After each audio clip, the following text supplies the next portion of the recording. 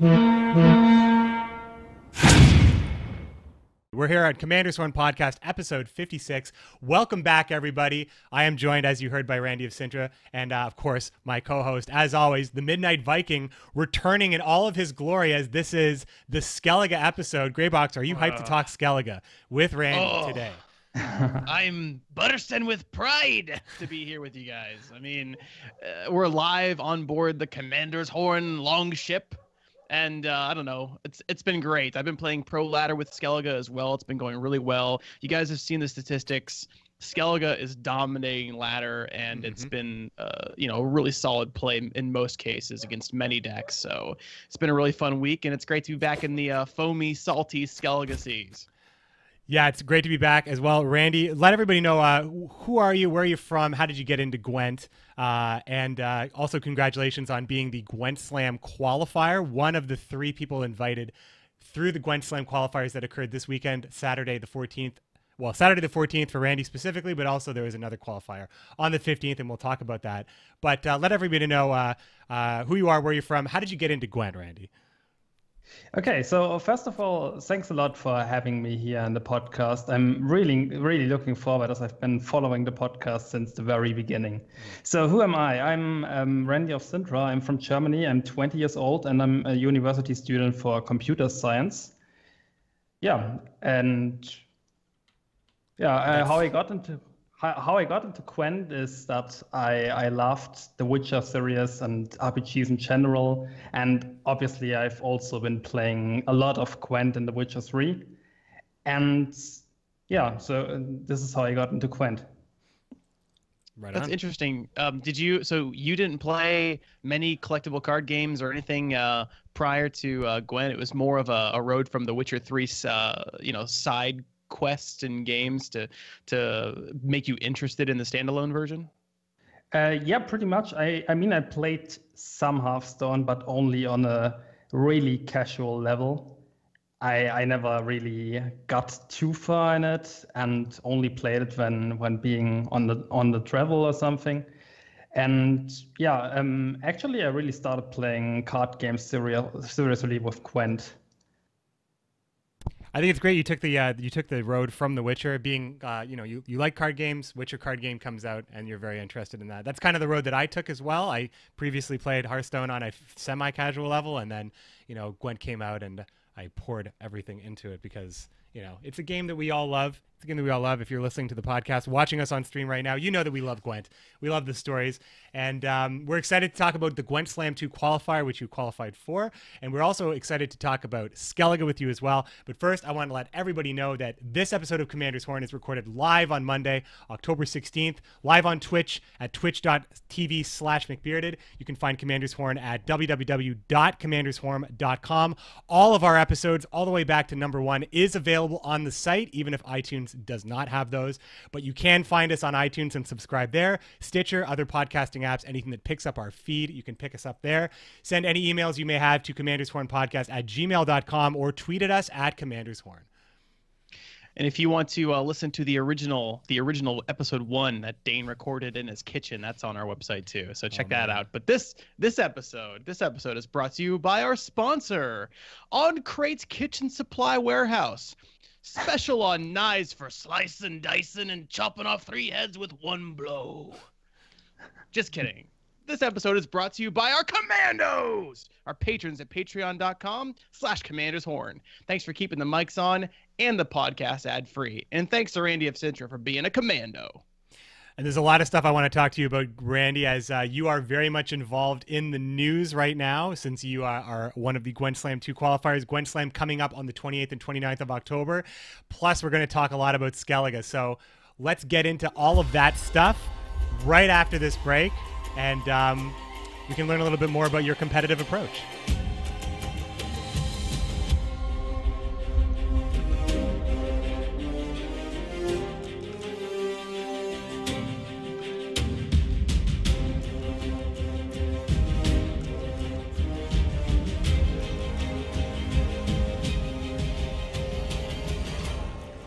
So yes, another GwentSlam is coming up quickly on the 28th and 29th of October, just at the tail end here, right after Gwent's birthday on October 25th.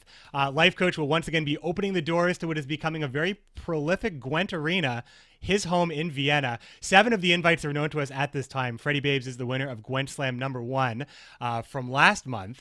The next 3 spots were earned this weekend on Strivewire, where qualifiers were held over the course of the weekend. 2 people qualified on Saturday, and that is our guest, RandyofCintra, as well as Duha. And yesterday on Sunday, Germany's Andy Wand also qualified. So those are the first 3 invites. Randy, tell us, how long were the qualifiers for you? And can you tell us a little bit about the decks that you saw and kind of your journey from the beginning to the finals? So for the length of the qualifiers, I think we started at 4 p.m. in my time zone, and it pretty much lasted for 12 hours until the final was done. But my side of the bracket was a lot faster than the other one, so I ended up qualifying and finishing my semifinal like 2 hours before I was able to play the final. So there was a long break in between. To the decks I saw, it started off being fairly standard. I've seen a lot of standard decks you would see played on Pro Ladder. There was a couple of variations and a couple of interesting tech choices, but it wasn't too crazy. When I hit the semifinals, I played Redram, and he really had some interesting tech choices in his decks. He even brought Herald, which was fairly interesting. And yeah, it worked quite well for him too. I barely was able to beat him. And then in the finals, I played against, what was his name? The other guy who qualified. Duha? Duha, exactly. Yeah, and he had some really unique decks as well. He had like a Brewer deck that featured a lot of dwarves, pretty much only dwarves, to be honest. And yeah, so it was fairly standard up until the semifinals, where it became a bit more unique and crazy. Yeah, Red Rain's a great deck builder, and he has some unique stuff. And so, you did play the finals match? How did you feel going into the finals match, considering that you knew you qualified, but you still had to play that finals match? How was that, and what was that match like? It was pretty relaxed, to be honest. I mean, I knew I already qualified 2 hours ago, and I was fairly tired. I misplayed a lot in the series before already, and I was quite lucky to winning it against Red Rain, because I really lost my focus a little bit, and it became even worse in the finals, to be honest, as it was really late. So it was, yeah, I ended up losing the series, but I don't know. I think in a competitive environment where it really would have mattered, I would have had a good chance beating the guy. So yeah, but it was a relaxed game. It was another nice chance to try the decks, see how they work, and a good preparation for the event itself, I think. So I don't mind having to play the final. I don't know if the result even mattered in any way, like if it's important for seedings. I honestly don't think so. I don't think so either. Yeah, I think they will give you new opponents like randomly. I do believe it is a random seeding, or at least it has been. Yeah, because it's really hard to say who is better, the person who qualified, or I don't know, like where do you really rank it outside of the ladder, which is clearly ranked? But you know, is Freddie Babes above that because he won the first one? Like, is there really? How do you do it? I think it's randomized though. Yeah, Randy, that would be a reasonable way to do it, in my opinion too. Randy, do you think that maybe you got any advantage from being one of the qualifiers to be able to face someone who you, again, it's randomized, but who you might potentially face in GwentSlam? Specifically, you said that he played some very unique decks. Do you think that those unique decks were maybe something he was planning on bringing and was testing in bringing to GwentSlam? Or do you think those are red herrings and they're just kind of random decks, maybe to throw you off in a series that ultimately didn't matter since you both qualified anyway? Yeah, it could be. It could be that he was just trying some decks. I didn't really talk to him too much after the games, so I don't know. But I could honestly imagine, and if it was just an experiment of seeing how well the decks work, I have to admit it was honestly successful because the decks really performed well against me and they really caught me off guard. So yeah, we'll see. We'll see what he will end up bringing in the GwentSlam. I'm really looking forward, as I think this guy has a lot of potential to bring just random decks and catch people off guard with them. Yeah. So the just the last little piece on the Strivewire tournament before we talk about the other invites. It was a really interesting tournament. Swim got to the quarterfinals and ended up playing a 7-game best of 5. Just want to shout out to Vale DC in the chat who is talking about. Randy, you said that your bracket moved faster, but then there was also that huge traffic jam probably waiting for a Swim's game to complete. I don't know off the top of my head who his opponent was, but that must have been the second time. Must have been just gut wrenching because in the quarterfinals you're already playing for what, like 8 hours at that point, 8-9 hours. So I mean that's got to be tough. And good on Swim for giving it another shot on Sunday. But it was Andy Wand who took it on Sunday finally. So yeah, that's the story of the Strivewire tournaments. And any last thing you wanted to add about that, Greyboxer? Oh no, I mean, the last thing we need is another 2 to 3 hours added onto what's already an incredibly long tournament. But that's sort of the price you pay for entry to an open tournament that has a potential earnings of, I think the grand prize is over $6,000 US. So it's a very lucrative tournament as far as tournaments go, and so you got to pay the price in time, and you pay for it very well.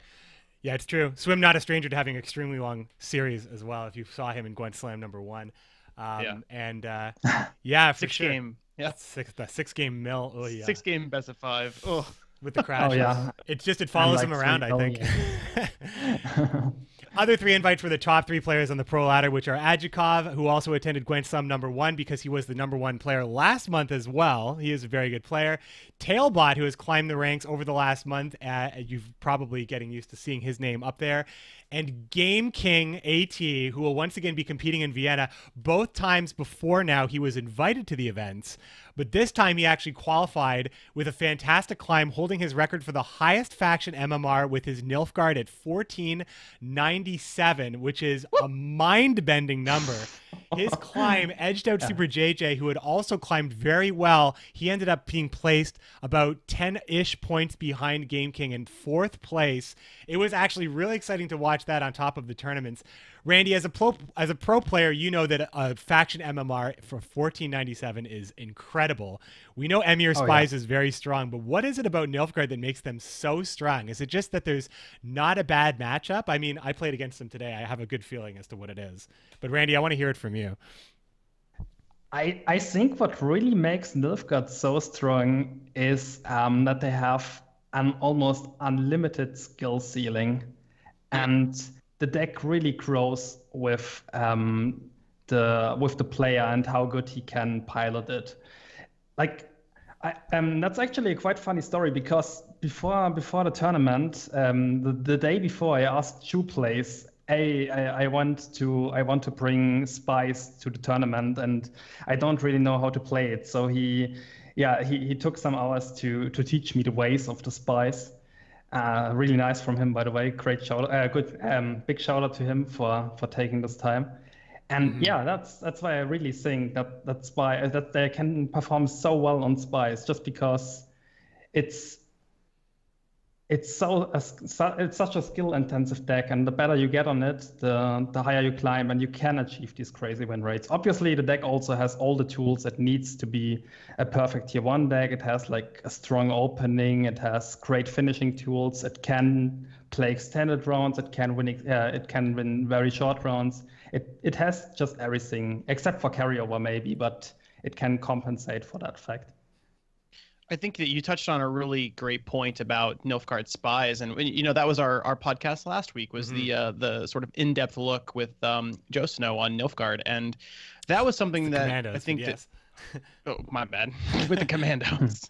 God bless me. So one thing we talked about especially was how difficult it is to sequence it and get the finisher right, because when the finisher's right, it can be perfect when you've sequenced it perfectly. And getting the most out of those deep rounds that it's very capable of winning, as you mentioned, with all the tools that it has for a deep round, it almost requires playing playing the first card with a thought of what your last card's going to be as well, and making sure that all the pieces you put in the correct order are going to arrive at that destination. So that's actually one of the best quotes I've ever heard about a meta deck, is that it has an unlimited skill ceiling. So expect for that to stick around. Mm-hmm.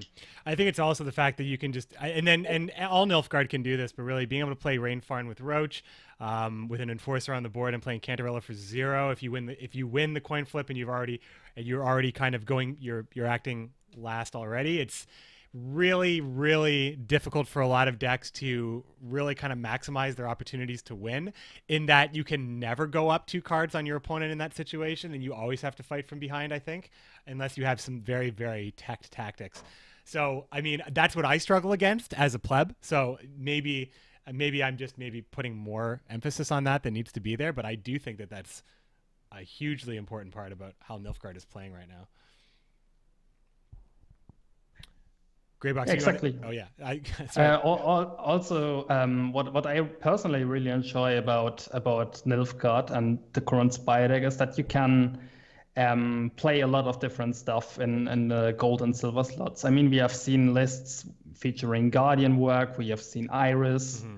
Mm-hmm. Even Car here can work still with Emir. It's just great. You can pretty much build your own Spy Nilfgaard deck that works perfectly for you, and make certain matchups better, others worse. Yeah, and I really like that trade-off. In a lot of other meta decks, you have a high amount of fixed slots where you don't really want to replace a card. But that's not really the case for Nilfgaard. So even before Nilfgaard existed, you are a pretty known quantity in Gwent, and there's actually like an ancient saved Twitch video that I was watching earlier today, and we ended up meeting up on the ladder. And safe to say that since then we've learned quite a lot as Gwent players. What would you do, like, if you could go back in time a year and talk to RandyofCintra from late 2016? What would you tell yourself about becoming a better Gwent player or something like that? Because personally, I'd like to, maybe start early on that Skellige meta deck, kind of like Biff did in Back to the Future. But what would Randy tell himself from a year ago? Okay, so obviously, as being new to card games, I had to learn about some of the concepts of how you improve your decks, how you tag stuff, and how you improve yourself as a player. So first of all, obviously all you need to do is play a lot, spam ladder games.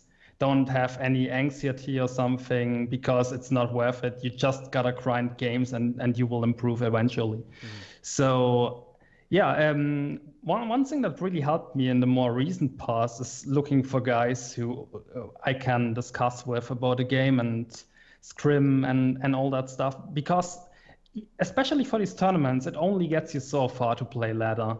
You only learn tournaments by playing these best of 3, best of 5 series and see how your decks works, in which order you have to queue them to counter certain stuff, how to read your opponent even outside of the game, because even in which order you pick your decks, there's a lot of mind games you can do and dodge certain matchups, and it really helps you if you play against other players that are equal to your skill level, maybe even better. And so I definitely recommend this to everyone who is starting Gwent and wants to get into the competitive scene, play these tournaments, etc. So you only learn playing these tournaments by actually playing them. So just get into the Gentleman Opens, do these qualifiers, because you will learn a lot and you will improve. Yeah, and you mentioned shoe plays and some of the scrims.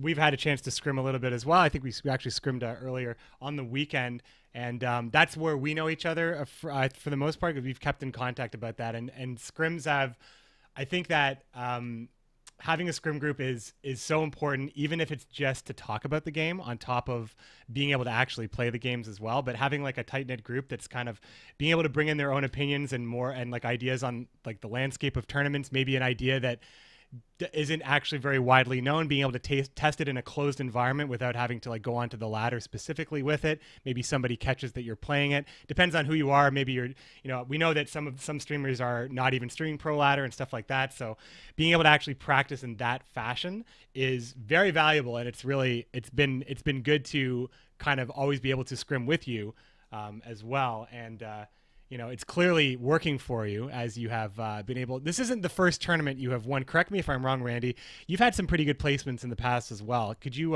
refresh my memory? I think in November I played my first tournaments because I was like, yeah, there's a GwENT tournament going on, and I have really good win rates in casual games, and there has to be added that there was no ranked at that time. Mm-hmm. For the people who don't know that. So there was really this you really wanted to compete in a way and see how you're really doing against the best. So these tournaments were really great. So I wasn't really doing too well in November, but in December I played in the beta brawl and I was second, I think. Lost the final to Kill back then. And I pretty much I participated in pretty much every TGO. I made top 16 a few times, I think. And in the GwENT Challenger, finals, I made day 2 as well, but ended up being disqualified by our commander at some point. So I didn't make that, right. But it was fairly close. I was on a good run, and sometimes it's just a little bit of you lack to actually end up qualifying. Yeah, I got fairly close a few times, and this time I finally made it. Yeah. All right, man. That's awesome. And just one last thing, how are you preparing? I mean, only divulge what you want to divulge, but how are you? I mean, we talked about scrims, but how are you preparing for GwentSlam #2, and just kind of what is your outlook on this tournament generally? The GwentSlam, the actual final will change a bit because you are able to ban a faction or ban a deck from your opponent. So this gives you certain new opportunities, like removing all tech you need to win one matchup with your decks and replace it by something else that improves your other matchups. So this is something you really need to keep in mind while preparing for this final, I think. And I'll just have to playtest a lot, see how certain techs behave in the matchups and how to maximize the win rates. And then I hope I get a good run in the GwentSlam finals as well and end up doing good there. Well, it's going to be great to meet you there because I am also going to be there as well. So we're actually going to be able to meet face to face, shake hands, and I'll be able to talk to you personally about some of this GwENT stuff that we are talking about all the time. Speaking of which, talking about GwENT, we are going to get into our strategy section. We're going to continue our faction tour through the Skellige Isles to talk about new quote-unquote new cards that were released at the beginning of this season. Unlike the other 3 factions we have already discussed, Skellige, Northern Realms, and Monsters, Skellige cards have arguably seen the most competitive play. It's Skellige itself that hadn't seen a lot of competitive play until the last balancing patch that gave them a little love and a revamped card in Restore. King Bran is very much back right now, but what about the other leaders? Let's talk about this with 2 big fans of Skellige right now. Maybe not today and not tomorrow, but someday someone will find a way to take you down.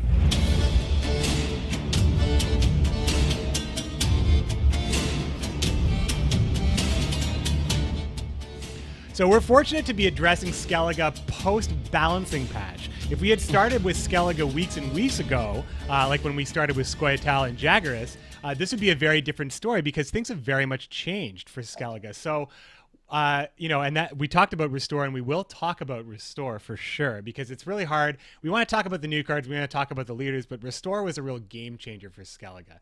So, but we could talk about, the new cards. We talked about how these cards have seen competitive play in that they have appeared at least in one fairly competitive deck at some point in the last pro ladder. But we'll go one step at a time. We're going to once again do this in alphabetical order, and I'll get it right this time. So let's start off with the Ancrate Greatsword. So the Greatsword saw a little bit of popularity in the in the pre-balancing patch, even beforehand, Croc on Crate running cards like Gengifret, light longships, the Clan Encrate Greatsword as well. The Clan Encrate Greatsword, of course, being the 7-power agile unit. Every 2 turns at the start of your turn, if this unit is damaged, reset it and strengthen it by 2. Randy, how did you feel about this card specifically when it was in the meta before kind of the balancing patch hit? And how do you feel about it these days, the Encrate Greatsword? So when I first heard about Clan and Greatsword and its effect, I thought we would return to a meta similar to the one where we had light longships and any unit in the game, and then Clan Brockwar Hunter. This setup where you would just get infinite large Clan Brockwar Hunters and could resurrect them at the same value because they were not regressing back in the days. So I felt like we would kind of go back a little bit to this. But yeah, obviously Clan and Greatsword never did that well. And the reason for this is, first of all, I think that the overall power level of bronzes increased a lot. So playing a unit that's 7 in the first place and does not really do anything initially is fairly low tempo. And yeah, you will really struggle keeping up with your opponent if you do a play like this. And second, that there's a lot of that all the factions and all their meta decks have access to a lot of removal tools, disruption, movement effects, kind of mess with Greatsword as well, or with the ships more rather than that. And yeah, that's the reason I think he's not performing that well in the current meta, even though I think he has some potential to shine a lot more in future metas when there's not so much movement going around and all that stuff. Yeah, the movement is a real killer. I've been trying out. I didn't get a chance to play it today, but I've been trying out a deck where you can kind of manually trigger the Greatswords with Archers and maybe Stammelford's Tremors and stuff like that, and maybe play Warcriers as well, and actually bypass the longships altogether. But it's a work in progress. Greyboxer, I know you play a lot of Skellige, but did you play any of the kind of self-wounding Greatsword decks before or after the balancing patch? Yeah, I've played them mostly before, when I think they were arguably a little bit weaker, maybe. And that was more or less along the lines of everything in Skellige was a little bit weaker, and it didn't have Restore, which could carry you sometimes. So more on that later. So I played this earlier on in the patch when it was more like you can kind of just cheese your Greatswords with Herbalist into your Adrenaline Rush, or just Adrenaline Rush from hand, or just some way to sort of carry over their great strength. These cards are not regressing, so they can go into the graveyard with high strength. Otherwise, you can just use an Herbalist to pull out your Adrenaline Rush and keep it on the board anyway. You could do that with your ship, obviously, which is a better target since the light longships are regressing, and they do that same thing where they sort of work together with the Greatswords. But that's a 6 strength bronze unit that damages a unit to its right, and then it strengthens itself, or damages to the left. I don't remember exactly. Whatever direction the ship is going in, that's the way the damage goes. That's how I remember. You just gotta look at the card art.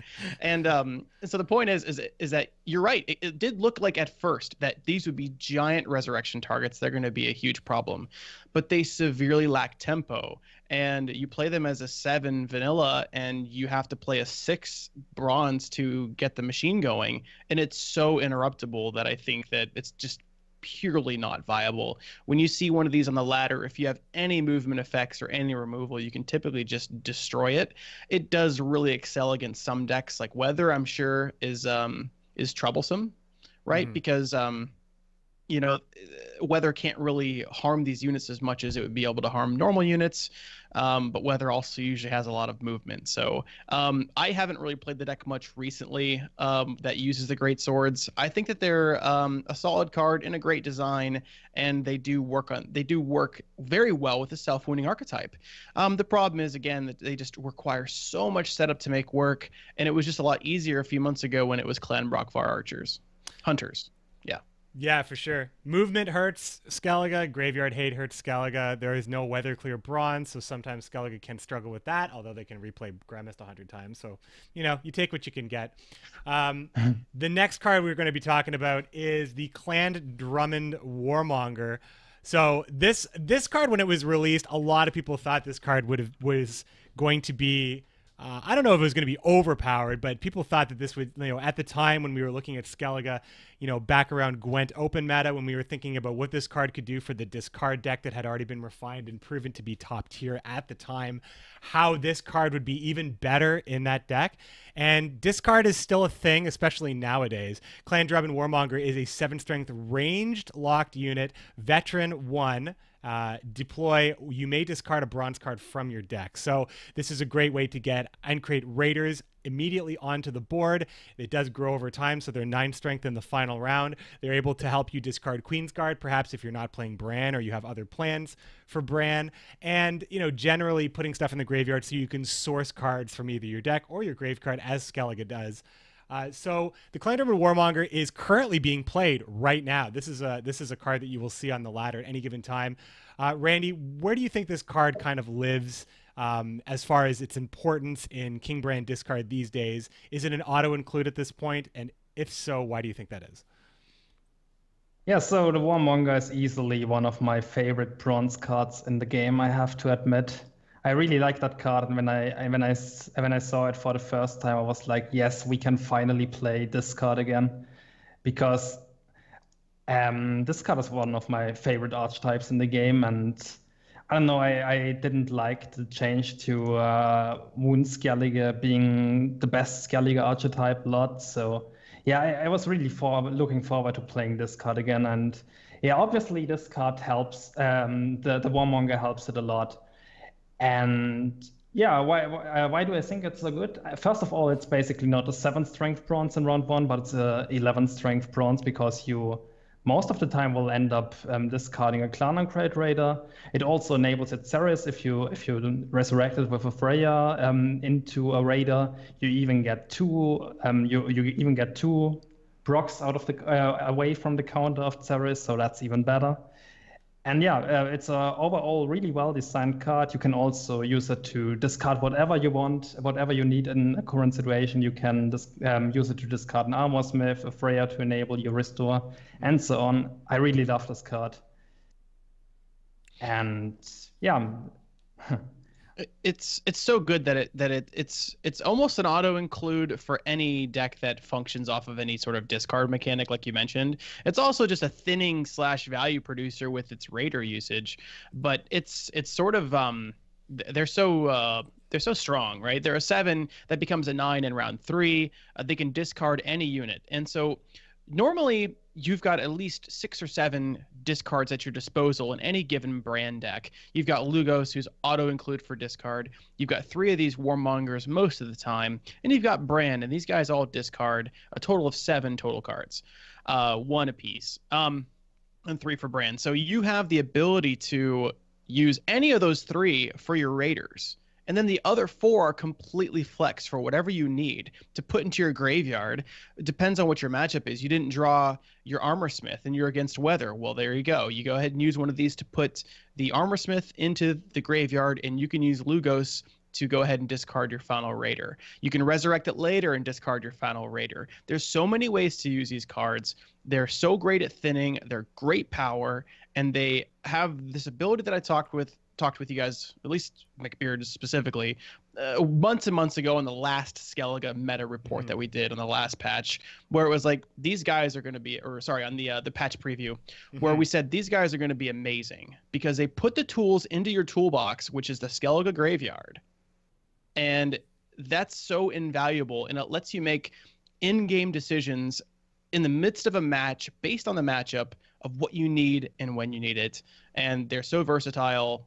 I mean, they're basically, in my opinion, second only to Priestesses in terms of bronze power.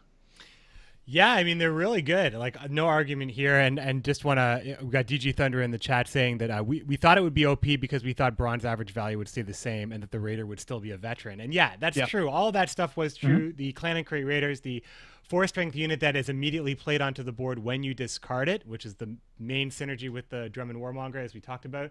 At that time, if they were both growing, and the Warmonger was originally 8, so it started at 12.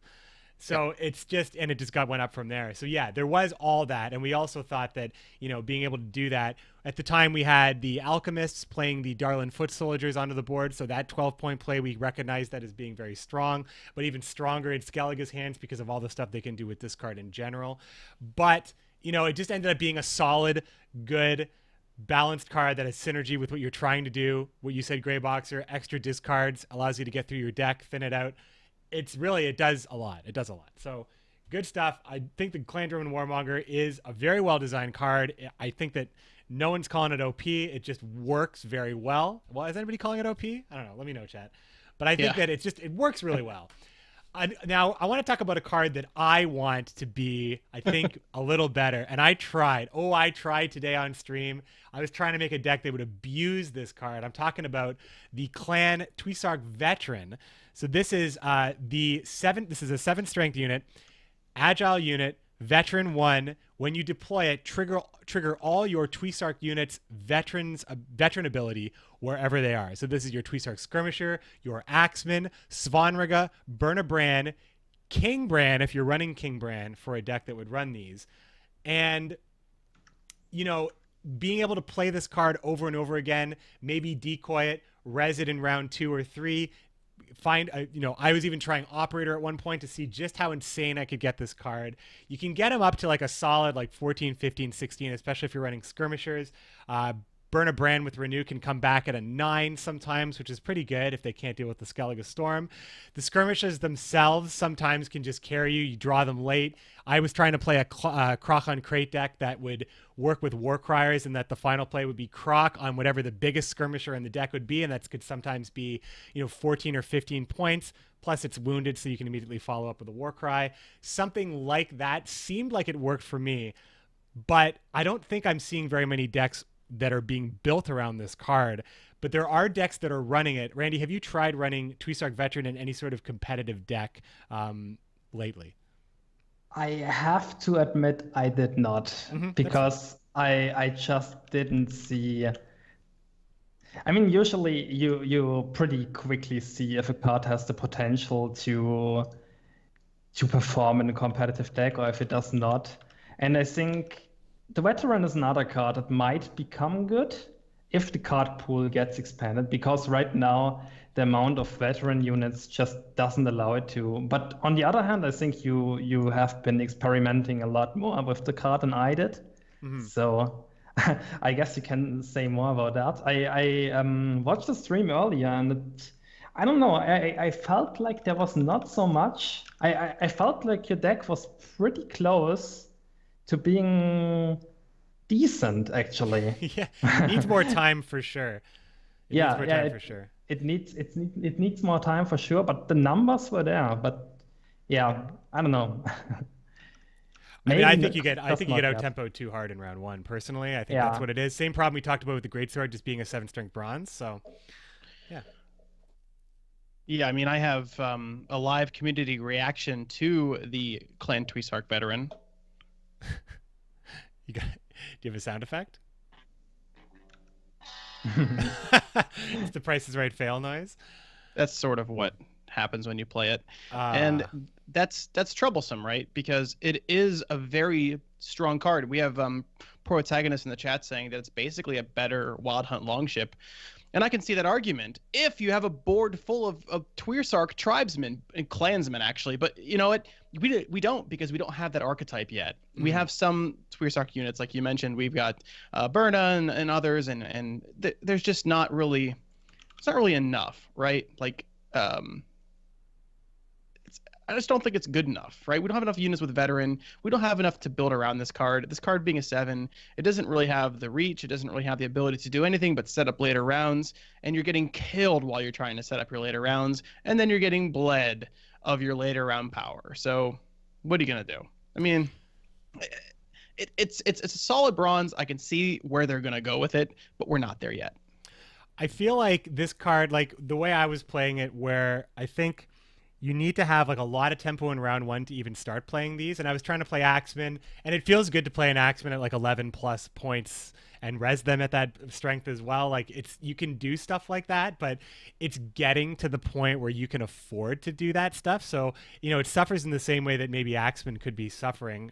Could maybe correct me if I'm wrong. I know Axeman do have some competitive things that they can do. And when we talk about the next card, Herbalist, we'll probably talk about that. But I think that if you win round one and you get into a bleed roll in a deck like the deck that I was trying to run, where you're just trying to abuse the veterans and get gigantic units out of the graveyard or into your hand or off of Croc on Crate, that's where it felt really good. But it was the winning of round one that I had the most difficulty with, because I had slow bronzes and it's a slow deck. So I think that's what I'm trying to crack, because I feel like round 2 and 3, they make sense to me, but round 1's kind of a brain buster. But that's just me on that one. May I add something? You may, absolutely. I encourage you to. Oh, nice. Yeah, so I think the route you might want to go with the Tuesach tribe and the deck built around it is something like the hand buff deck Pumpkin build is abusing. Like you can afford to go really low tempo and go down 2 cards, which you usually cannot do with any of the current decks that are played, except for the hand buff deck. And then you get the card advantage back with like Spy, summoning Circle into a potential opponent Spy, and Siri or something, maybe potentially Octwist, but I think Octwist barely ever goes through at the moment. So maybe that's a way to make this work. But I haven't tested it, so I cannot tell too much. It's interesting, not to drag this out too much, but I think Octwist is interesting because if you're playing an Axeman deck, which is fair because Veterans and Axeman are both Twisarks, so if you're playing Axeman, your Axeman draws a lot of removal, so maybe Octwist might stick in round 2, and I definitely think the Spy is required for a deck like that. Any deck that goes down 2 cards, is like you really can't do it without a way of either playing a Spy or summoning Circle to get a Spy. But I think that, being able to get that catch-up card, and I mean Croc on Crate affords you a lot of catch-up if you can get the card you need off of him to be, I was running it where Svanriga was usually Svanriga or the Skirmisher or a Veteran itself was the pull for Croc, but I wanted to play Croc late. Anyway, we should talk about this off the podcast for sure, because I think that maybe there's something there. Maybe the Veteran is just the most unrepresented card, although this one is probably a little less represented as well. And I'm talking about the Herbalist. So we're going to talk a little bit about this card. I like the Herbalist a lot, in that I like cards that generally can source other cards from the deck, but this one's very specific. 2 strength raged lock unit, which is also doomed, so you can't resurrect this card. When you play her, you play a card randomly chosen from any of your bronze organic cards or torrential rain. Like, it's a super specific thing that they draw. So you can only ever draw Adrenaline Rush, Lacerate, Marjoram, or Torrential Rain. But those, I believe, correct me if I'm, Blood Curdling Roar, is that also an organic card? Yeah, it is. It is. Yep. Yeah. So those are your cards that you can pull from the Herbalist. So there's a very limited amount of things. Specifically, though, people have been playing Lacerate with the Herbalist and running it in Axeman, and it has seen some success. But Axeman in general and Herald the Cripple in general has not seen a lot of play. Randy, what is your opinion on Axeman? And let's just highlight the Herbalist. We can talk about Herald after. But yeah, what's your opinion on Herbalist? So first of all, the premium artwork is awesome. Yeah, it's great. I don't know. It's a card I run as a one-off in my brand deck with 2 Lacerates, and it's working great. And I even crafted the premium for it just because, I don't know, it's one of the best premium arts in the game in my opinion. Yeah, so I really like the Herbalist, and I don't know if I've seen some other usages besides from running it with 2 Lacerates and having a Lacerate on a stick. We've seen how powerful that was with the old water hack. Yeah, for sure. And I've seen some guys using it with Adrenaline Rush as well. Yep. I think there's a couple of options you have with that card, but probably the most the most standard one people are actually using is having 2 lacerates and playing 1 lacerate on a stick, because that's fairly powerful, especially with the movement effects you have in Skellige as well. Mm-hmm. Yeah, that's definitely the best way to use it, and you're very smart to put in 2 lacerates because that prevents you from having a completely bricked herbalist if you end up drawing them both, which will happen more often than you want it to. So having 2 helps that out quite a lot. This card is great. This card is a really cool addition to the Skellige Bronze Suite that I think doesn't have to fit any particular archetype, right? It works in Axeman because it's a body on a stick that it's a huge swing play with Lacerate that adds a little bit of extra tempo. And like you mentioned, Water Hag used to do that, and that was a silver. This is a bronze, and it's doomed, so you can't resurrect it and reuse it, which would be even better. Hint, hint. But there's no ability to abuse it like that. But it's still really great the way it is, and it is flexible to a point. But you know what? Blood Curdling Roar is really strong. I could see you using that because it's just pure value, and it's a little bit anti-spies tech, I guess. If you're having a hard time with them, you can keep using Herbalists into Blood Curdling Roar on the emissaries, for example. But I mean, you're not really seeing much Adrenaline Rush stuff anymore. But that's another way to put a 0-value bronze card onto a stick, as it were. And there's just there's not much else to do with it. I couldn't imagine it being able to use silvers like what, Manticore Venom. Right, that would be that'd be a bronze card using a silver card might be a little strong. Yep. So because remember, Elven Mercenaries used to pull silver spells as well, and that got crushed. So I think we learned from that. Yeah, we learned. I think Herbalist is held back by random. I think that's the thing. So like if you want to run like a Lacerate and you want to run maybe some other card that might work with it, you don't know which one you're going to get at any given time. So it's much like the Dwarven Agitator, where you need to customize what you want to get out of the card very specifically. So double Lacerate definitely ensures that you can play one and you can get one, and that's really good. And if you want to run like Adrenaline Rush, then you probably aren't running Lacerate because you specifically need Adrenaline Rush for something like a giant light longship. I think that I played a game against A- where he did that to me, and I lost in the same ways that play a dwarf, buff a dwarf was like you basically put Adrenaline Rush on something that's just massive and you carry it over to the next round, and it's just a bad scene. So there is that, and other stuff like Marjoram and Blood Curdling Roar. I haven't seen that.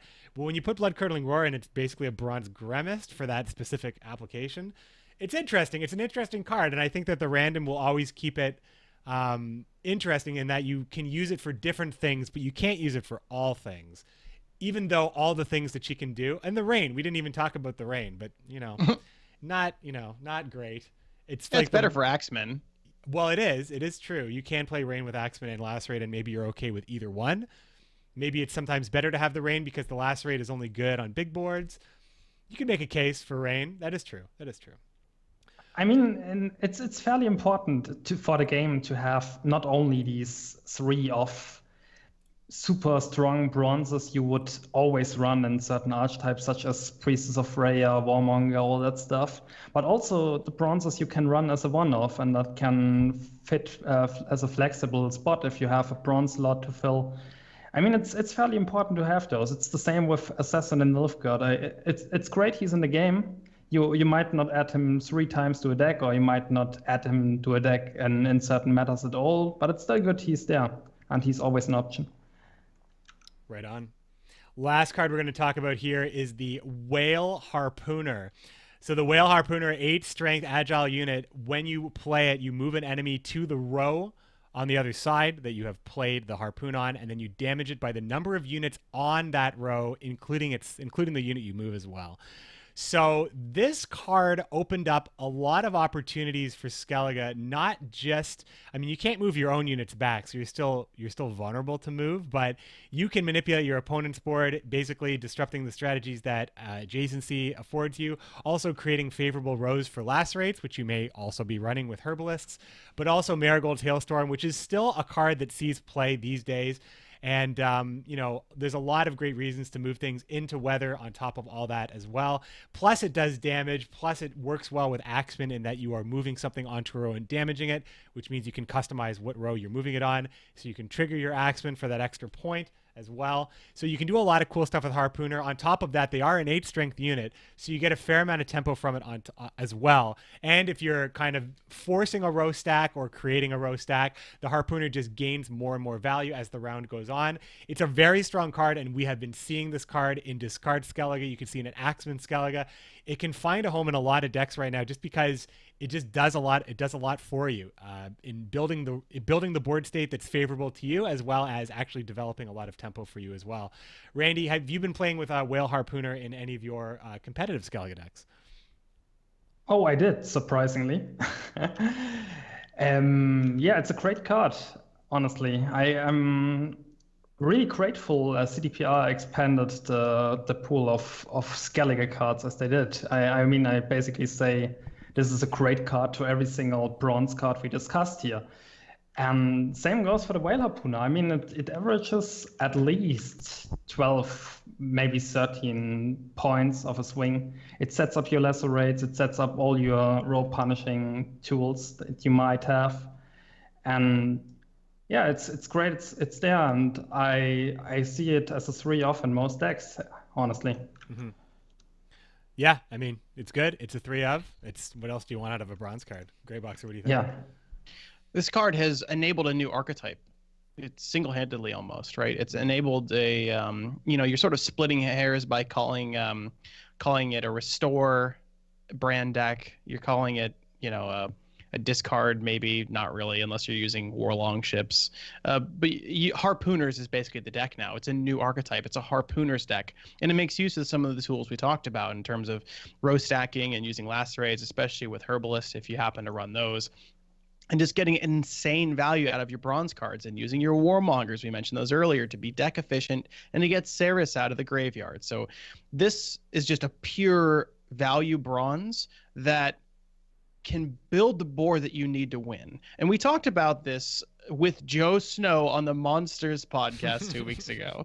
And we talked about big value town bronzes that just you drop at the end of the round and that's when they're good and that's it. These cards are good all the time because the recent change to Harpooner that I think maybe put them online was that they now damage by the number of units on that row, counting the unit that you've just moved. So that's basically a +1 to the Harpooner every single time. And correct me if I'm wrong, of course, but I don't think they did that before. And we've been seeing a huge jump in play rate since then. And like I said, the creation of an archetype by Swim or Raikou or whoever's done the best list, Mago I know has one out there as well. And all these lists are using the same kind of core, and it's 3 of Harpooners because they're amazing and they set up your win condition. Yep.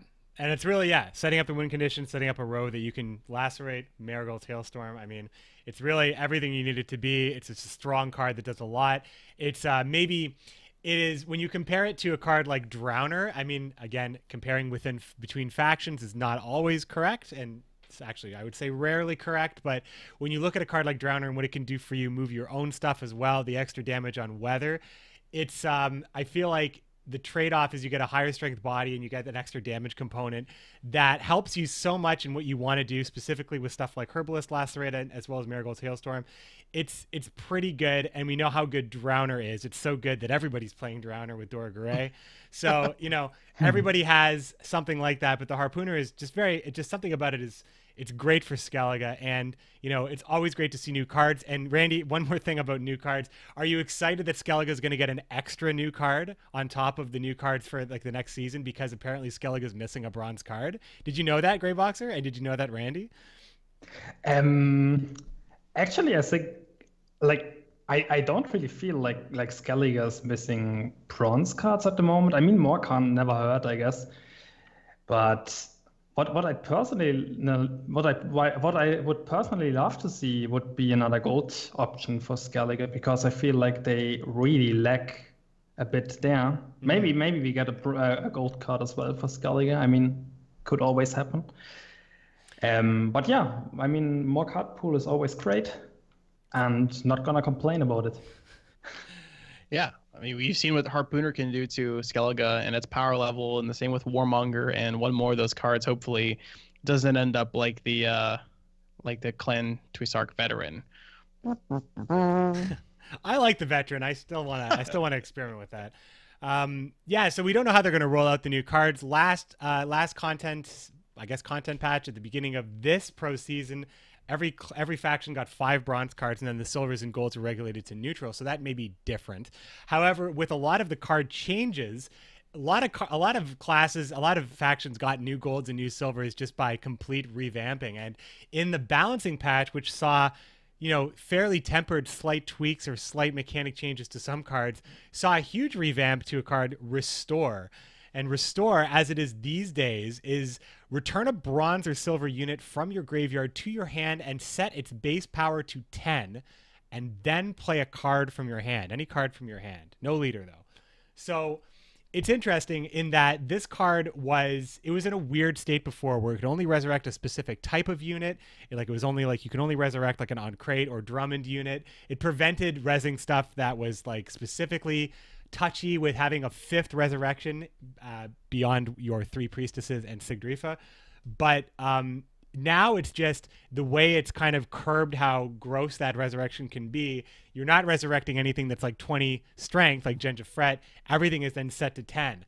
However, but by doing that, you create a lot of powerful opportunities with cards that have a low base strength and a powerful effect already, giving them a high base strength and keeping their powerful effect and allowing you to play it twice, maybe even 3 times when you get to Sigdrifa, a 10 strength Dorgare or a 10 strength Gremist back up.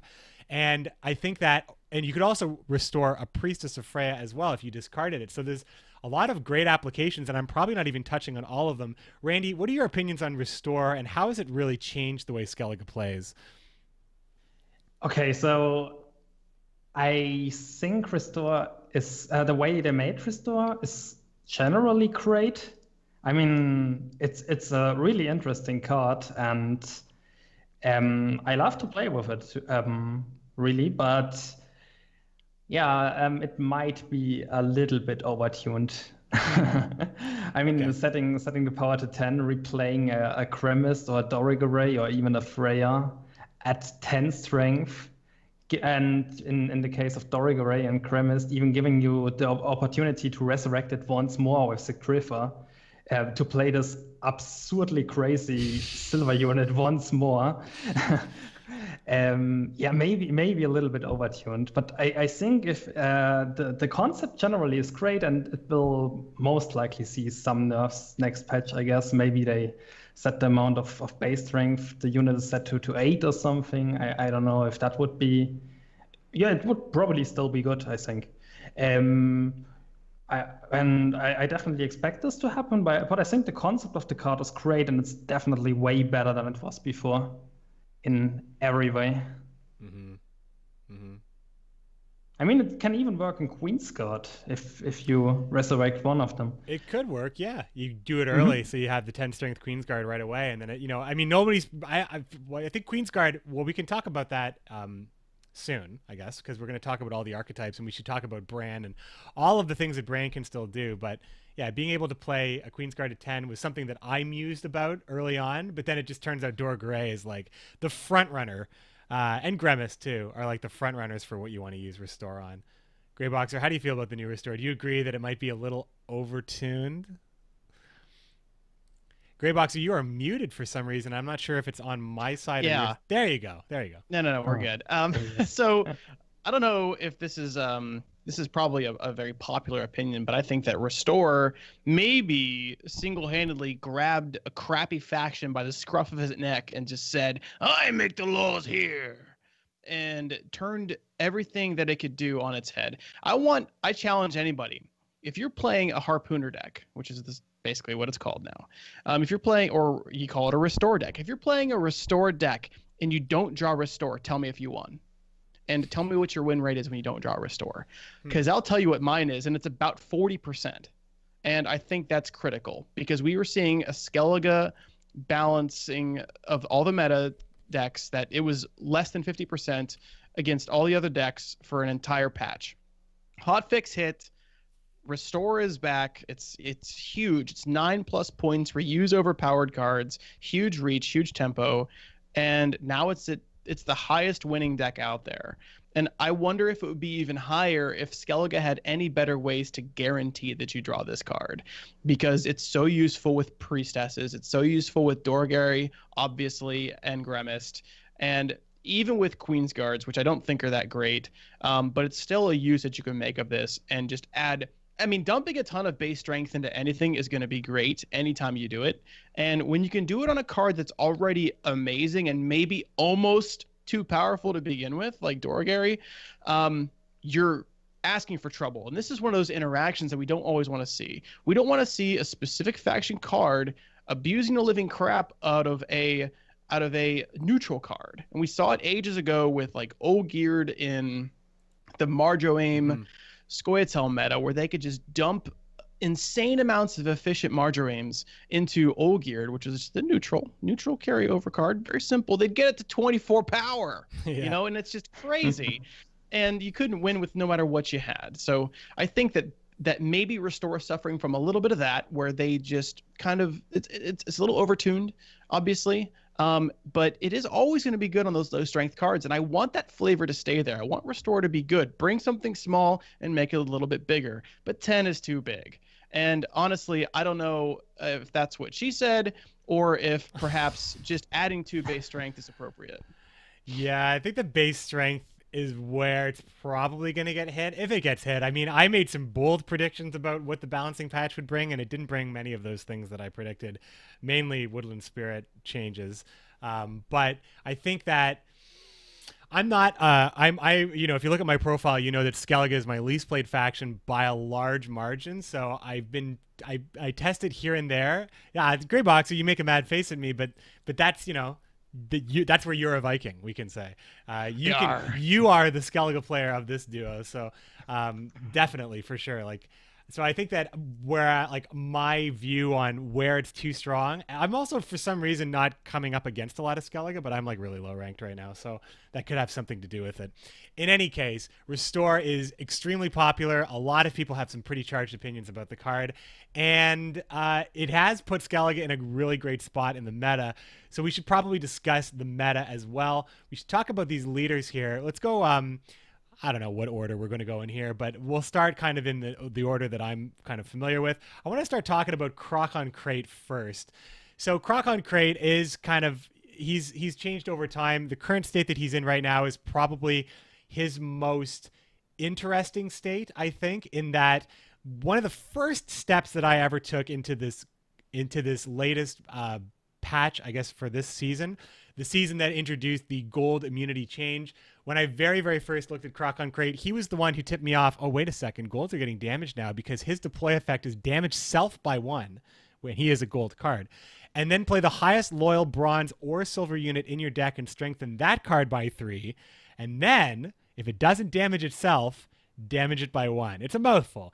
And like the spirit of the card is he's kind of an Alzur's double cross on a stick. He comes down, he's 4 strength, in that he is not a veteran himself, so he's only ever 4 strength. So he comes down at 4 and is able to pull a large unit out of the deck. So we've seen him being used with Genja Fret. We've seen him being used with Morkvarg. You can kind of customize what this card will be more or less. And then create a target for a Warcry effect, the Warcrier specifically. Or perhaps something like the Berserker Marauder that benefits from damaged units on the board. So there's lots of little bits of synergy here on top of it being a fairly high value play, in that it pulls a card out of your deck that is already very strong, makes it stronger, and then offers you some opportunities from there. So Croc's been used for Greatsword, and there have been some other like opportunities here and there. As a leader, Randy, would you say that Crocon Crate is a flexible leader, or do you feel that he's probably a bit more rigid in what he can do? I'd say he himself is a pretty flexible leader. The issue he's suffering of is that for some decks, the other leaders are just doing what he does, but better. I mean, you could technically put him into the current tier 1 Restore brand deck, and he would work fairly well. but he doesn't offer. He is not offering the same thinning. He's not offering the same carryover. The carryover gets beaten by monsters most of the times. So I'd say he could work in that, but Bren is probably just strictly better. So yeah, I mean, currently he's used only for the self-wounding Warcry archetype, pretty much, as far as I know. But I think he's more of a flexible leader. I think he can work in different kinds of decks, not only the Warcry thing. Yeah, I mean, to me, this change, especially where, you know, we see Croc wounding himself. He's only a 5 and he wounds himself. What's the point of that? Yeah, exactly. I feel This the same way. card says, please use Warcry. That's what this card says to me. Like, this leader and all the archetypes that you can build around Croc, at least specifically the targeted archetype, is please play Warcry. And they've buffed Warcry time and time again. And I don't think it's ever been as good as it's been since the closed beta patch, since Gwent Challenger. It's never been able to really do what it does best, which is just drop giant value while playing setup and strengthening units and making sure you've got a strong round 3 with just a few cards. And other decks are just doing that better. And so, you know, you can use him with cursed, like a cursed deck. I mean, but mostly you're trying to play Croc to get out a critical card, maybe a tempo piece, but you know, I think he's trying too hard. And you have all these silvers like Yutta and these cards that wound themselves already. Like, bringing out the biggest unit and wounding it isn't really helpful. And I think until we see something along the lines of Warcry strengthening the way it did in the Mahaka Mail Festival, Croc is never going to be a top leader. But I think that Randy makes a great point. Since Restore is kind of the meta building card right now with Skellige, you can probably play on crate with any deck right now, and as long as you've got Restore in there, you're going to have a solid win rate. I personally have not played very much Croc on crate since earlier on in the open beta, and I don't really have much of a desire to, because of how hard it screams play Axeman or play Self-Wound, and I'm just not up for those archetypes right now. That's fair. I think that the part of Croc that's super appealing, that doesn't really go along with all the stuff he does and the damaging and all that stuff, I think it's the fact that he's like as a leader ability and also his double cross. And I think that that's always going to have some value, especially if like they keep making like big cards for Skellige. Like Gingerfred can do so much in that specific archetype. Yes. And Morkvarg is probably okay in general, like he used to be, right? Croc used to like pull Morkvarg. That's the thing. We talked about Morkvarg back in our last time we touched on the faction tour. When we were talking about Skellige in general, we were talking about how Morkvarg was the most represented silver in any faction at all, because everybody was playing Croc and every Croc pulled Morkvarg. So you'd see Morkvarg every single game. And I think that while I'm happy that we're stepping away from that part, because I didn't like seeing Morkvarg every single game or Croc every single game, but as long as there is a choice to be made with Croc and there's more interesting choices, it doesn't have to be Morkvarg. It could be Gingerfret. It could be something like, if you're running a veteran deck, maybe it's your veteran or Svanriga in that case. I think that there's always going to be interest for me in there, and he's by far not anywhere near like a bad leader. Like, he's unlike maybe some of the other underplayed leaders. If any of them are truly, truly bad, if anything, they're just kind of like a little undertuned, but that's how I feel about Croc. But speaking of maybe underrepresented and underplayed, Greyboxer, we've talked about this. You think Harold is the worst leader in the game? Is that still true at this point? Yeah. Harold, of course, he has been revamped in this current pro season. Harold the Cripple, of course. Every turn, at the start of your turn, damage the lowest enemy on the opposing row by 1, ignoring armor. So he's a 5 strength unit that has a persistent effect. He's the only leader with a persistent effect. But he also damages a random enemy on the opposite row by 2 when you play him 4 times. So that's 8 damage right away, plus a ping on the follow-up turn, plus he's 5. So you get about 14 points of value out of Harold, which is the same as something like Radovid. And you know, he's a value leader.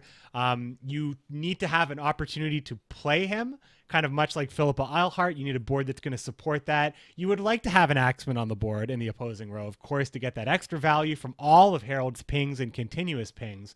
But it's the setup that he requires that might be holding him back as a real powerhouse. But I mean, on paper, 14 points for a leader with removal opportunities as well, it seems like he should be getting played more than he is. Randy, why do you think that Harold is taking a backseat to Bran, and even a lot of cases, Croc on Crate as well? What do you think is holding him back here with this much power behind him?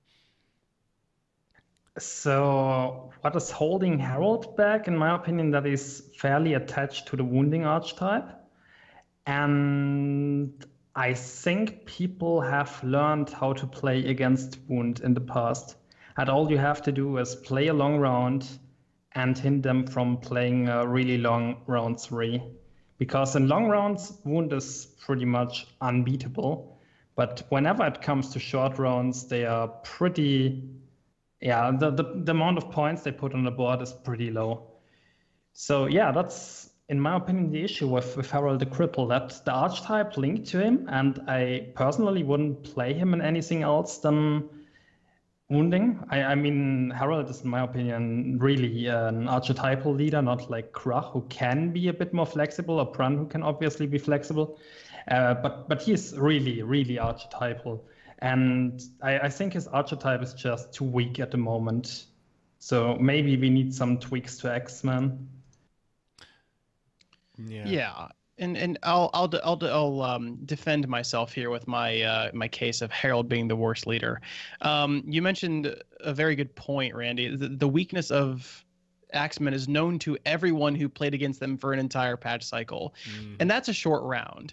And what Harold is a value leader, like McBeard said. He's not a utility leader. He doesn't give you access to your winning cards. He doesn't provide, you know, a short round win for you. He doesn't give you anything that you really need. He gives you a ton of quick points. Like maybe if there's a card in the opposing row, you can maybe get 13 points out of him. But who cares? Who cares? Because he's just a win more card in a deep round. And in a short round, you need to target, which means you can't have won the last round, which means he's got to be your final play. Again, he doesn't really help to enable the archetype any more than it's already good on its own with the tools that it had before he was changed. Harold needs to do something different because he needs to support an archetype that can't support itself in short rounds. And he doesn't right now. What he does is he supports an archetype that can win a deep round by being good in a deep round. And I think that's his weakness, and I think that's why he's worse than Croc, even in an Axeman deck.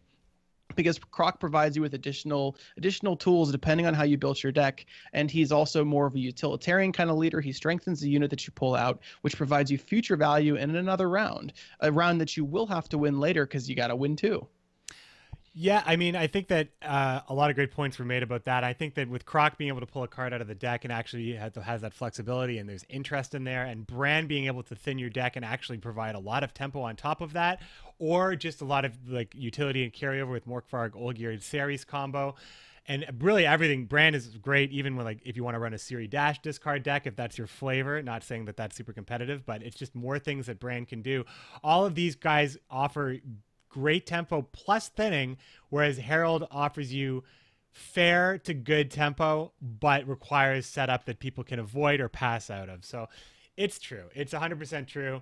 And it's not, I think he's closer to being on par with the other leaders than he's ever been by far. But yeah, I mean, I just agree with you guys with what you said, especially about the archetype linked to him. And Axeman being an archetype sounds weird because it feels like that's just kind of always how it has been. You run an Axeman deck, you build all around the Axeman, and you build all around long rounds and damaging effects. And that's really kind of Harold's jam right now. I would like to experiment with maybe an Axeman deck with Harold that is different, but I don't even know where to start with that one, especially with other Skellige leaders being so good. Speaking of that good leader, we can talk about the king. That is King Bran. King Bran, of course, is the Twisark leader. So he is actually affected by the Twisark veterans in that he is boosted as well when the veterans are played because he is a Twisark unit with a veteran status.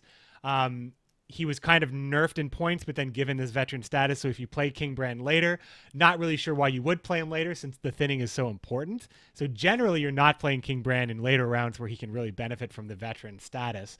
But he does have that. It's just worth noting. When you deploy King Bran, you discard up to 3 cards from your deck. You strengthen all of those units by 1, and then you shuffle your deck.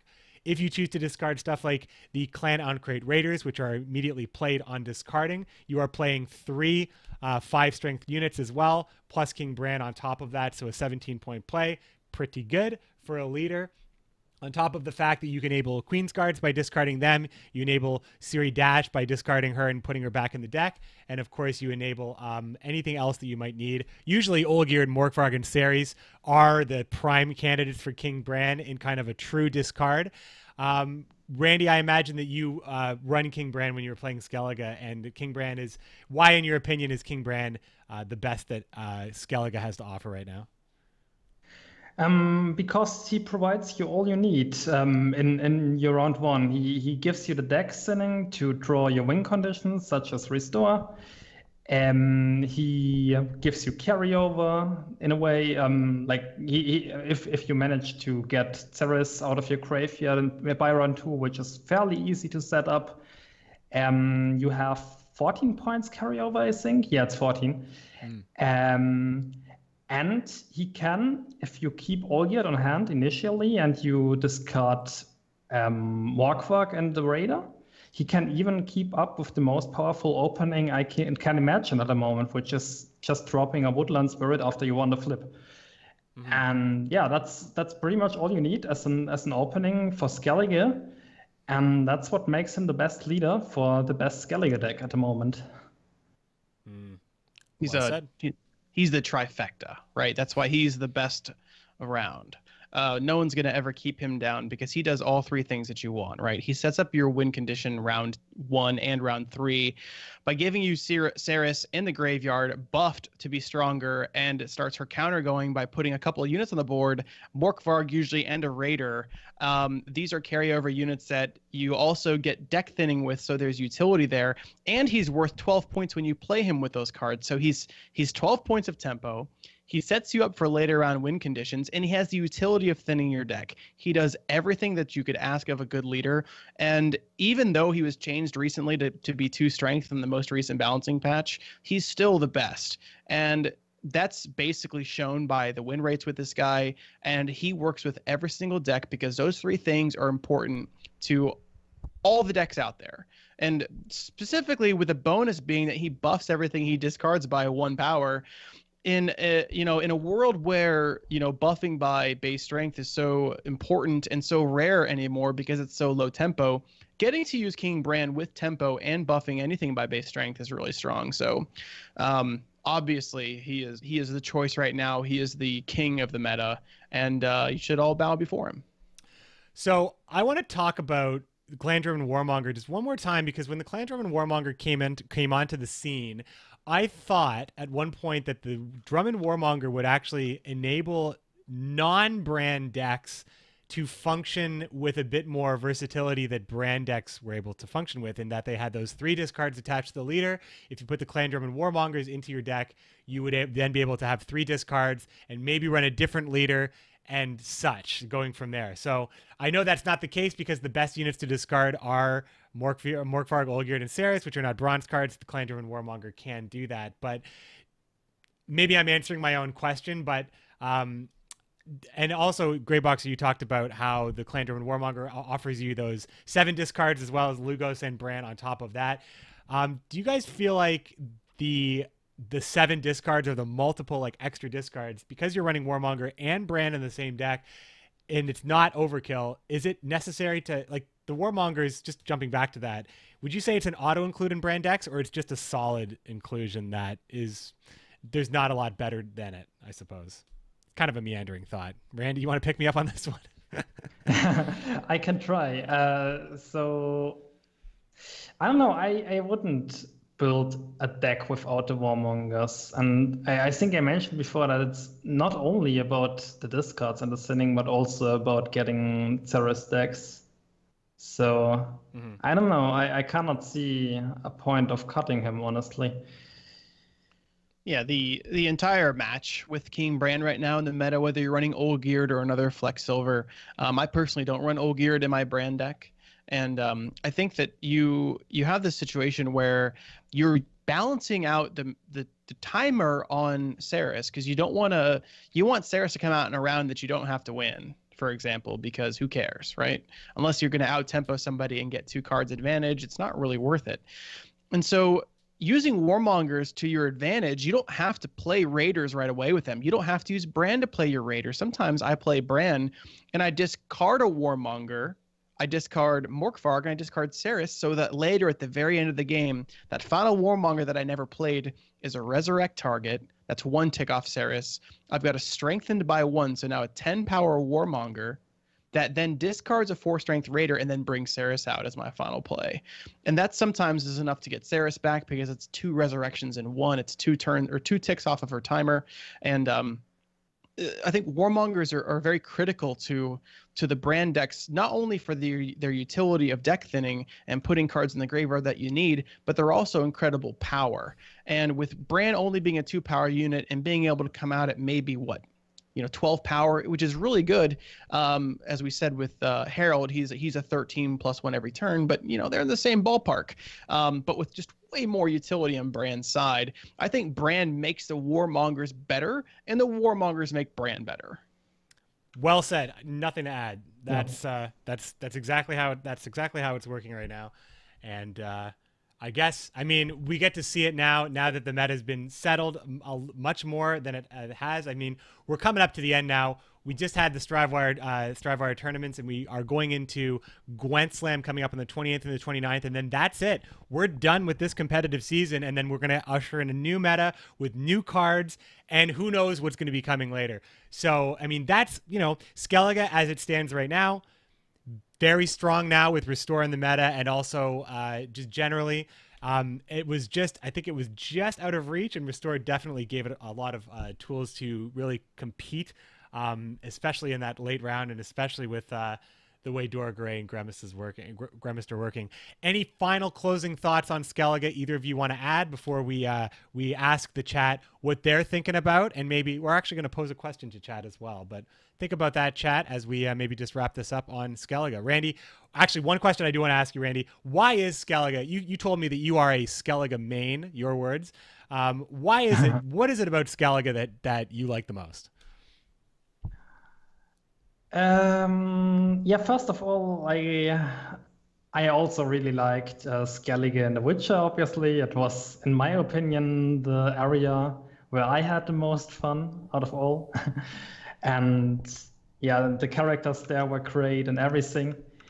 And it was also the first faction after I think almost everyone started either with Northern Realms or Monsters at the very beginning, because those were the best starter decks. But immediately after that, I tried playing Skellige, and I loved it even back then. And I think it's just that you can have your graveyard as a toolbox, that you get your stuff in there and you can get everything you need out of it whenever you need it, like armor smiths, whatever. There's a lot of examples for that. So I think that's what I like about Skellige the most. Okay. Any closing thoughts, Greyboxer? Yeah, besides something like, for Skellige's glory! Obviously, the best part. But, it's funny. Randy and I come from the same place, where we both just played a lot of RPGs in Witcher 3, and the Gwent card game in Witcher 3, turned me into a card game fanatic, and I just love Gwent as a result. And that was also my way of getting into Gwent too. And so Gwent's also my first competitive card game, except for some small sessions with Hearthstone. And so, Skellige for me reminds me of my time spent there in The Witcher. And the aesthetic of the cards matches the feelings and the aesthetics of the time spent there in The Witcher. And the flavor of the cards appeals to me as a guy who watches a lot of Vikings and is really into Norse mythology and stuff like that. So it's just like the raw, kind of visceral sort of cards and the brutality of the way they look, and the aesthetic really draws me in as well as my propensity to sling back some ale. So, this is my favorite episode of the season, because I just can't help but love talking about Skellige. For me, I really don't have a lot to add because Skellige is my least played faction, and I guess I still like Skellige for a lot of reasons, but I guess my least favorite. I mean, between Skellige and Nilfgaard, I don't play a lot of those factions generally, but and I couldn't tell you why. I couldn't tell you why because I think that every faction has its own great flavor. But we're going to wrap it up here. It was a great discussion about Skellige with a great Skellige players, and I'm really glad that it kind of lined up right here. You qualify for the GwentSlam qualifiers. We got to talk about Skellige. You're like, let's do it. I'm on. Let's talk about Skellige. So that was great. I want to pose a question. I want to anybody in the chat, if you want to talk to us right now, tag at McBearded because that's the channel we're on right now, just so I can 100% catch it as it goes by. We'll try to address a couple of comments. And I also want to know, I actually want to pose this question to the chat as well as we go into this break. Are you watching more Gwent than you are playing? Are you playing as much as you used to play? And how do you feel about the state of Gwent right now, just from a playing standpoint? Not so much about the coverage, but just how you feel when you're playing. It's a discussion that I think is worth having. We've got some comments, we've got some emails about kind of how the game feels as it's being played, and we're coming up on Gwent's birthday. So it's been a year of Gwent for some of us at this point, if you started at the very, very beginning. Would love to know how you're feeling. We're going to talk to you right after this break. See what you think.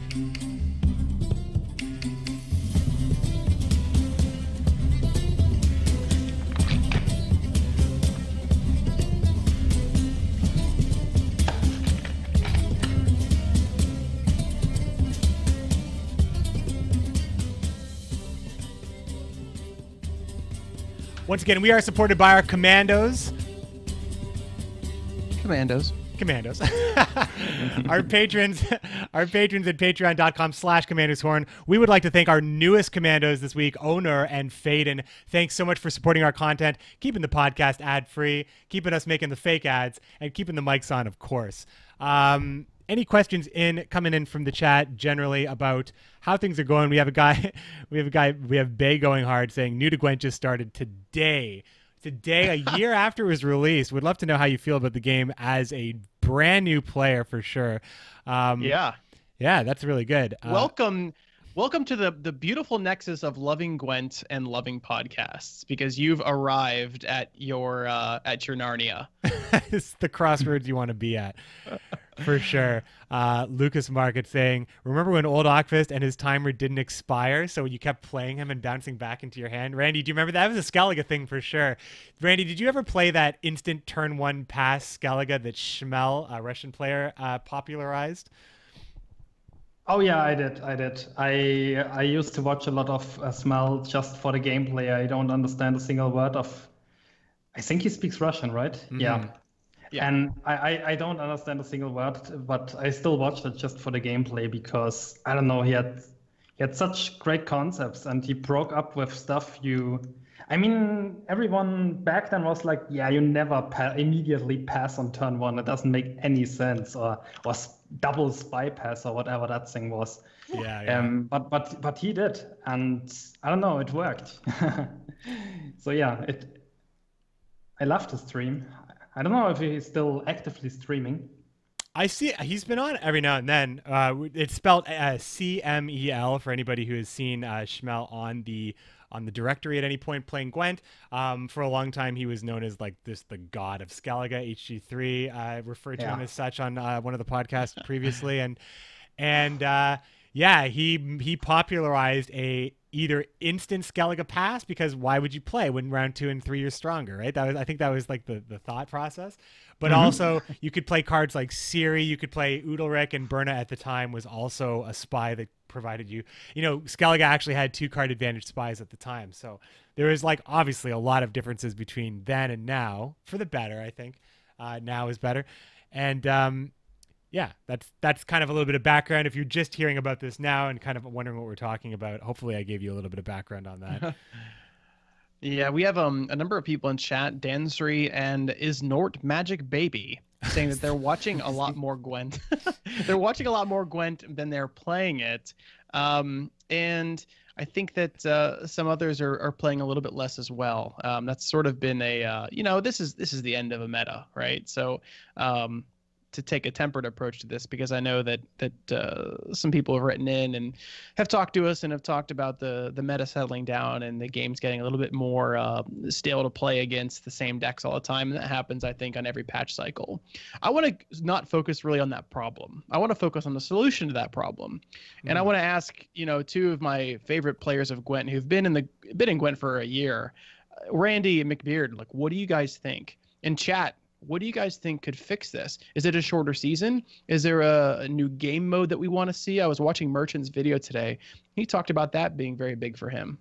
Oh, I think it's probably just a new game mode, something like Arena and Hearthstone, because that's where people spend a lot of time. And I think it's also extremely entertaining to watch. I mean, I don't know the Hearthstone scene too much, but I think most of the big streamers are streaming Arena more than they do normal ranked, right? Why isn't it like that?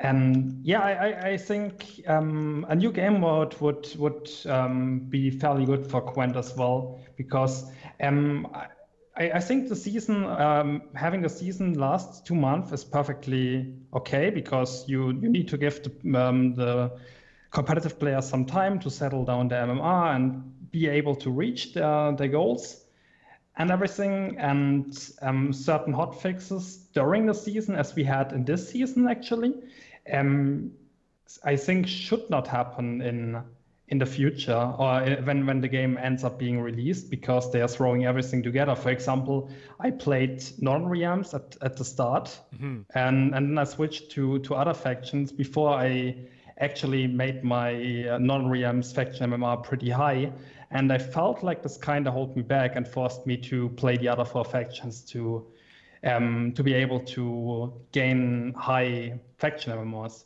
And I think that's I think a lot of competitive players feel the same way. Yeah, for sure. I mean, I think a new game mode is like, I don't want to say it's like the ultimate solution, like put a new game mode in and I've never have anything to complain about again forever. But I know that, and you're right, RandyofCintra, you're saying that the arena mode, which is it's just for context, if you aren't familiar with this mode in Hearthstone, it is a randomized mode where you are drafting from random cards. You basically build a deck from like a choice of 3. You go all the way until your deck is built at 30 cards. And I think that it forces you to think a little bit outside the box, in that, I only can do so many things. Your draft can be like really good or really bad. And, you can perform.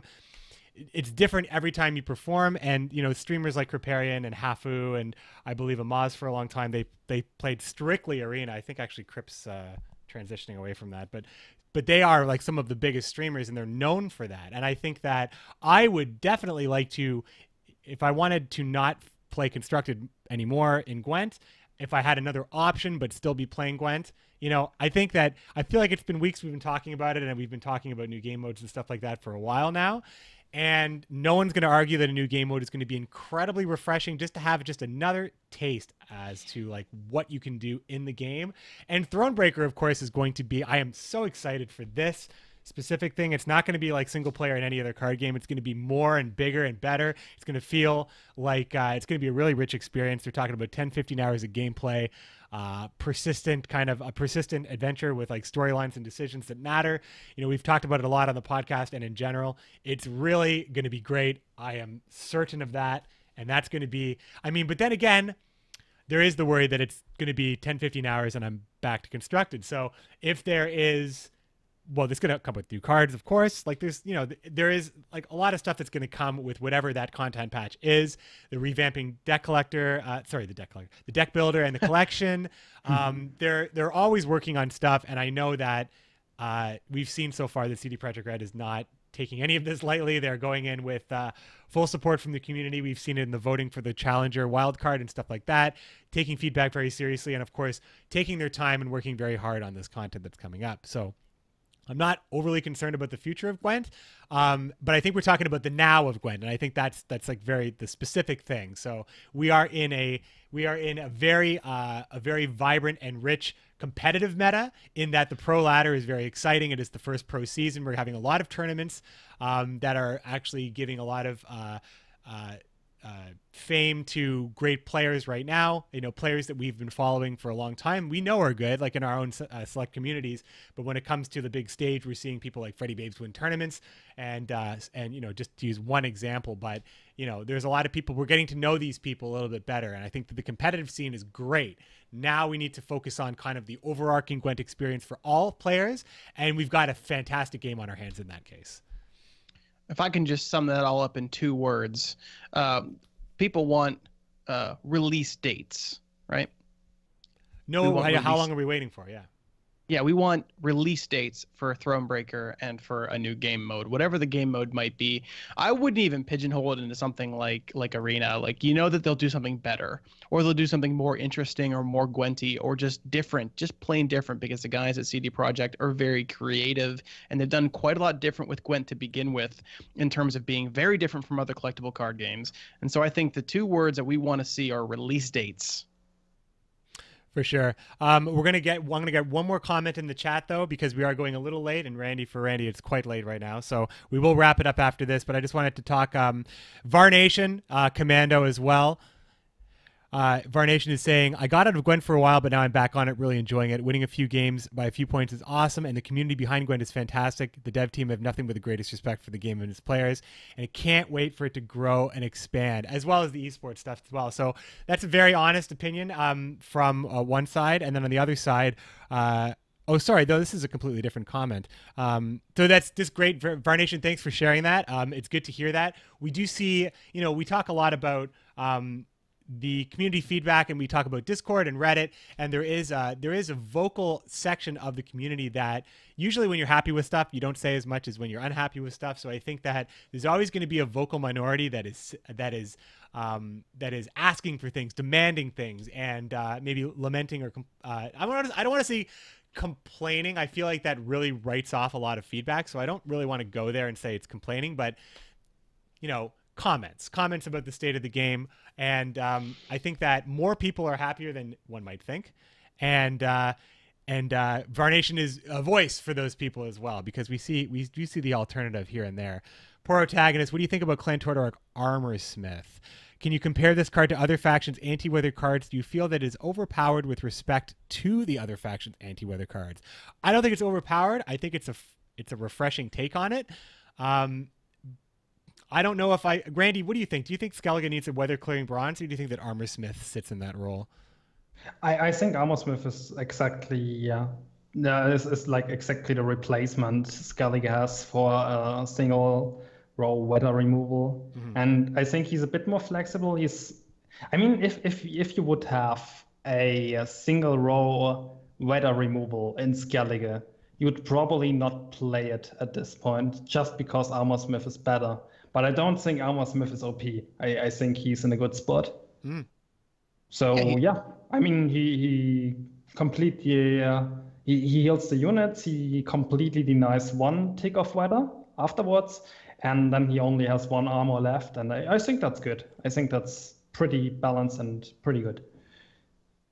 He's reactive, right? You can only play him against a unit that's already wounded. Otherwise, he's kind of a dead card. And a lot of times, depending on the weather, I know especially Frost will just kill your units off before you get more than 2 or 4 value out of the Armor Smith in addition to his base strength. And so you end up pretty much just using him for the armor, or not even playing him much at all. Right on. Yeah, I think it's actually, especially with the addition of the armor now and be able to actually target those units, I think that it's whenever you're playing against Skellige, it's like, I gotta kill this unit. I have to kill it. I can't just try to get value and leave it at 1. You're just asking for trouble. So I like the Armor Smith. I think that it's commonly been a one of, I think, in a lot of decks, and I think that it's with weather being what it is, Dagon Swarm, Gold Weather, and stuff like that, you should always have an application for it. I think it's pretty good. But we're gonna wrap it up here. Randy, thanks so much for staying up with us. No problem. Randy, if people wanted to follow you or keep tabs on the stuff that you do, are you out there at all? Where can people find you, on Twitter or any type of social media? I'm not really that active in social media, but I guess if you want to reach out to me, ask questions, you can just add me on Discord and ask me there. You're welcome. Right on. All right, and you know, this is an audio podcast, and while we're live and we're video right now, everyone can see you standing there in the Commander's Horn Studios. Can you describe it for our audio listeners what the Commander's Horn Studios look like to you? Okay, guess I prepared for this question for a year, and still I struggle to find an appropriate answer. But I think how the studio of CD Projekt Red, where they recently do their, their stuff like, what's the name of the CD Projekt Red talk show? Round of Gwent. Round of Gwent, exactly. Yeah. And I imagine the Commander Horn studio to look similar to this one. A rowdy tavern. That's good. That's good. Yeah. I like that. I like that take on it. Yeah, it's Randy. So just like some behind the scenes. Like as I was kind of running down what the show is going to be like with Randy, he asked me, am I going to get to describe the Commander's Horn studio? And I screenshotted the question and I sent it to Greyboxer, and I'm like, Randy gets it. Randy knows what the important questions are going to be. All right, guys. I mean, I've been waiting the entire time to ask that. So we're going to wrap this up here. One more time, just want to thank Randy for staying up and hanging out with us. And once again, you can find us on Twitter at Commander's Horn. Send us a tweet if you want, and follow us for any updates on the show, of course. You can also email us with any of your questions, comments, discussion topics, suggestions for future guests, etc. We do get to all of our emails. Let us know what you want to hear about. commandershornpodcast@gmail.com. Greyboxer, what have you been up to lately? I have been raiding the Isles, and I have been discarding the wrong units and doing a 50% win rate on Pro Ladder with Skellige. So if you want to see that, you can find it on Greyboxer on Twitch, twitch.tv/Greyboxer. I'll announce when I'm going live, and I'll generally just talk about Gwent quite a lot on my Twitter at GreyboxerGwent. You can find me as Greyboxer on YouTube for stream highlights and archived episodes of Gwent Folktales. I can be found at McBeard CH on Twitter, where I post updates on the podcast as well as updates on my stream, which can be found at twitch.tv/McBearded, usually streaming around 3 p.m. Eastern Standard Time or so on the common weekday. However, I will be traveling a lot. I have TwitchCon coming up this weekend, the 20th, 21st, and 22nd. I'll be at TwitchCon, so my schedule is going to be a little erratic. I get back from California, then I'm bouncing right back out to Vienna for GwentSlam on the following weekend, the 28th and the 29th. So follow me on Twitch. I will be streaming here and there when I'm able to, but it's going to be a really busy time after we get this podcast out. Thanks to everybody who supports me on Twitch, and of course, thanks to everybody who supports the podcast. Once again, I also do post all of my videos and travel vlogs, and there's going to be a big amount of those for sure. YouTube.com/C/McBearded. Sorry, C/McBeard. I could stand to have my name the same on all of my platforms. I'll work on that. But thanks so much. Thanks, everybody, for joining us in the chat. Thanks for everybody listening on the podcast. And this time, Greyboxer, the outro is playing. So here we go. Until next time, guys, this is Greyboxer. This is McBeard. Best of luck. On the path.